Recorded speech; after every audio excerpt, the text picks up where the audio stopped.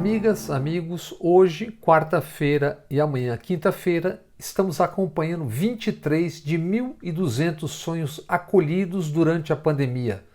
Sonhos acolhidos e agora aqui vocalizados. A seguir e antes dos sonhos, a psicanalista Denise Mamed conversa sobre o projeto Sonhando Alto, uma articulação entre o Psicanalistas pela Democracia, o projeto Inventário de Sonhos e o coletivo Estação Psicanálise. Amigas, amigos, eu estou aqui com Denise Mamed. Tudo bem, Denise? Denise é psicanalista e vai nos falar sobre o Inventário dos Sonhos, que é esse espécie de seriado que nós estamos exibindo com sonhos, e ela vai explicar do que se trata. Tudo bom, Denise? Olá, Bob. Obrigada pelo convite. O Inventário de Sonhos é, antes de tudo, uma aposta, né, de um grupo de pesquisadores. A princípio, eu, Paulo Endo e Edson Souza. É um convite a receber sonhos das pessoas nesses tempos difíceis que a gente está enfrentando aí com a pandemia. E como é que o sonho saiu do papel? Então, aí o Paulo falou, a primeira coleta que a gente fez em 2018, estava todo mundo muito desesperado, né, com a possibilidade da eleição desse senhor, e aí a gente começou a coletar mais por e-mail, então não tinha anonimato. A gente recebeu poucos sonhos, mas o Paulo chegou a apresentar uns trabalhos a respeito dos sonhos que a gente coletou. Aí, quando entrou a pandemia, eu me lembrei do Paulo na hora e falei, Paulo, era abril. Falei, Paulo, vamos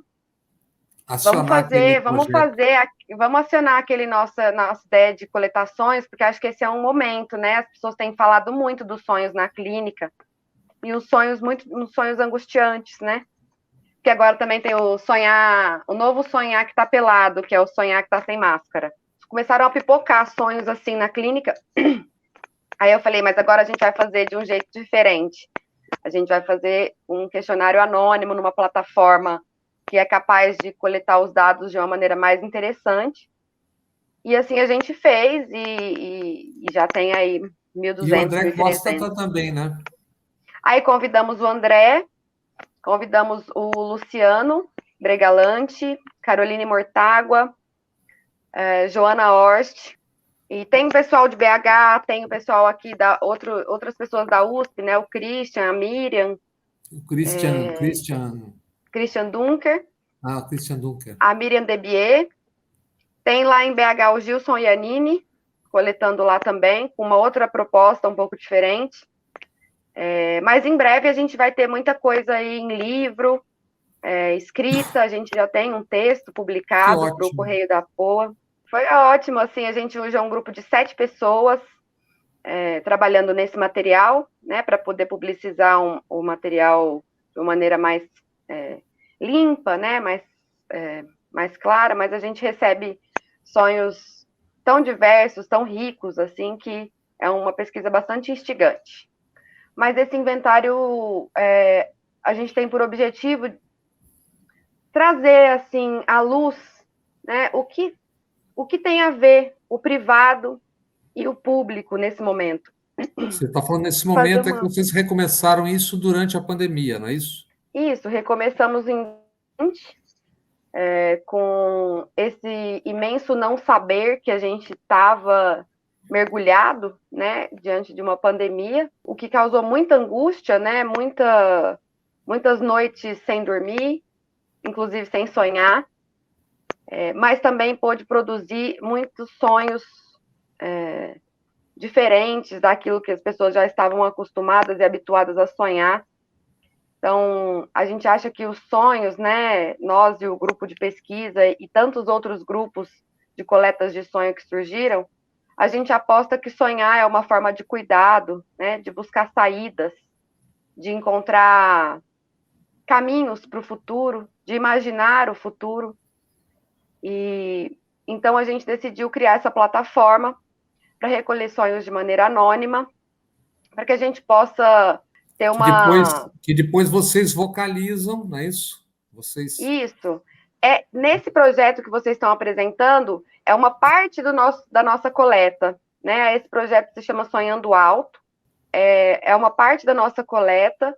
Nem todo o inventário vai ser verbalizado, vai ser narrado, mas ele vai estar disponível em museus virtuais, como o Museu da Pessoa e o Museu das Memórias Impossíveis, ligado à APOA. E nós também. Primeiro, Então, esse conjunto de 29 sonhos, se eu não me engano, né? Que já isso, estão vocalizados, assim, vocês receberam e vocalizaram o sonho, e quando vocês forem lançar no Museu da Pessoa, nós também vamos colocá-los para as pessoas. isso.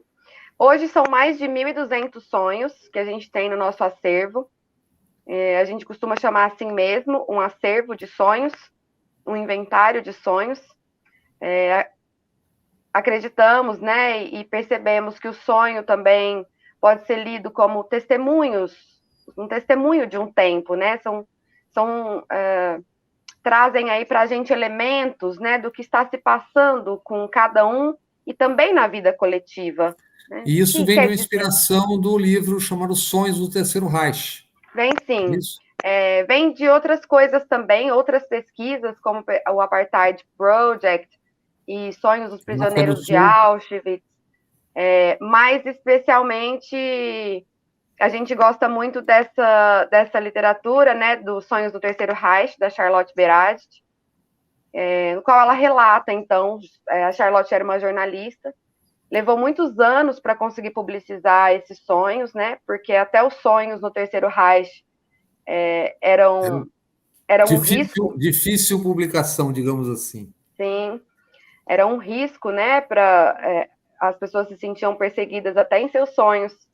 Então, e a Charlotte fala uma coisa muito interessante nesse livro, que é que os sonhos são sismógrafos do tempo presente. Então, a gente Então, também aposta nisso, né, que são sismógrafos. então, Denise, eu te agradeço e estamos aqui convidando as pessoas, então, para mergulharem nesse inventário de sonhos. Mergulhem e se inspirem e deem atenção aos seus sonhos. E se quiserem, enviem para a gente também, que o inventário continua aberto.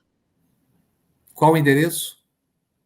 Posso passar. É pelo Monkey Survey, é um questionário totalmente anônimo, bem simples. Estão todos convidados a colaborar. Muito bem, vamos ver. Será que o Jair sonha? Ele podia mandar os sonhos dele, né? Aquele Jair? É. Melhor Jair. Acho que não sonha. Então vamos. Obrigado, querida. E Tá, parabéns pela obrigada. iniciativa. Tchau, tchau. Até Obrigada, eu mais. que agradeço. Tchau, tchau. Sonhando alto.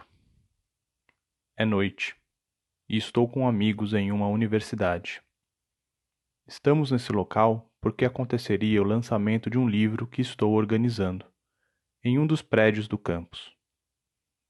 O lançamento foi cancelado, em função da epidemia de coronavírus. Uma amiga, que além de escrever no livro é artista plástica, fez a capa do mesmo e teria outras obras expostas no evento. Vou com ela até um prédio deserto, atravessando o campus, também vazio. Não encontramos suas obras, e nem os livros em lugar nenhum. Mas sabíamos que estávamos no lugar certo. Crescia uma tensão sexual entre nós. Começamos a nos tocar e beijar, suavemente. A excitação, contudo, era enorme. Lembro de flashes de seu corpo sem roupa, como se fosse em sequências fotográficas. Não tenho camisinha, apenas um dedal. Coloco na ponta de um dos dedos, o qual ela põe na boca. Mas é assustador quando ela engole o dedo inteiro. Desperto angustiado. Este sonho ocorreu na cidade de Porto Alegre, no dia 26 de março de 2020. Sudeste, 7 de abril de 2020. Eu sonhei que morava em uma casa em que as paredes eram rosas e roxas. Parecia uma casa de boneca, muito bem organizada. Minha irmã estava visivelmente grávida, com um barrigão. Porém, o anúncio ainda não havia sido feito para mim e para minha irmã gêmea. Apenas a minha mãe sabia, e quando questionada sobre o fato, não me respondia, parecia ficar adiando a notícia. As duas estavam saindo com frequência para comprar petiscos, para fazer montar uma celebração, ocasião em que a notícia da gravidez seria dada. Mas os petiscos eram horríveis. Achei uma caixa com muitos ovos cozidos. Na ocasião, minha irmã chamou uma amiga que parecia muito com a ex-namorada de um cara que eu estava afim. Ela era assanhada e namorava um outro rapaz com quem fiquei algumas vezes na vida real e que constatei ser meio ridículo, o que fez com que eu o deixasse. Enquanto aguardavam a minha mãe e irmã chegarem das compras, eles ficavam se pegando explicitamente na minha frente. E embora eu não quisesse ficar com o cara, me senti muito desrespeitada por ele, pensando que não tinha sensibilidade alguma comigo e nem respeito ou consideração. Constrangida, eu fui até o quarto de um menino que mora comigo, que estava se arrumando, passando maquiagem. Perguntei se ele tinha planos para aquele dia, se queria sair dali e fazer alguma outra coisa.